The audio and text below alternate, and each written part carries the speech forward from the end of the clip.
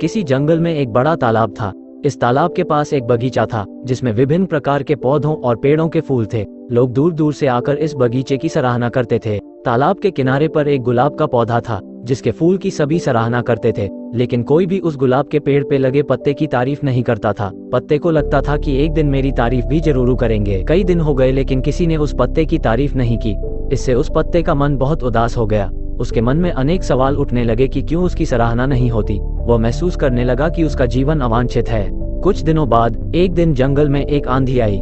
आंधी के साथ साथ तालाब की बहुत ऊंची लहरें उठने लगी और बगीचे के पौधों को झोंक दिया। फूल झड़ने लगे और गुलाब की भी शाखाएं टूट गईं। पत्ते का मन और भी उदास हो गया, लेकिन फिर उसकी नजर एक छोटी सी चींटी पर पड़ी जो हवा के झोंकों के साथ तालाब की ओर जा रही थी। चींटी कई बार प्रयास करती रही, लेकिन उसकी ताकत खत्म हो रही थी और वह तालाब में गिरने वाली थी। पत्ते ने देखा कि चींटी की समस्या क्या है और उसे उदास होते हुए अपनी सहायता प्रदान करने का निर्णय लिया। वह चींटी के पास गया और बोला, मत डरो, मैं तुम्हारी मदद करूंगा।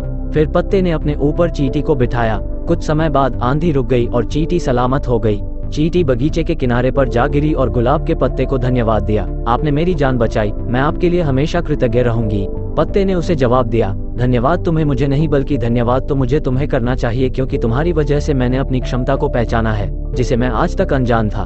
तुमने मेरे जीवन को महत्वपूर्ण बना दिया।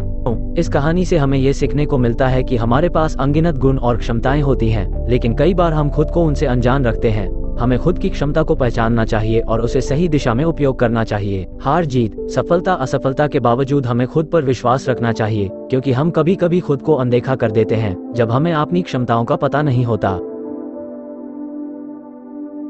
एक बार की बात है, बादशाह अकबर अपने मंत्रियों के साथ और बीरबल के साथ नदी पर एक स्नान के लिए गए।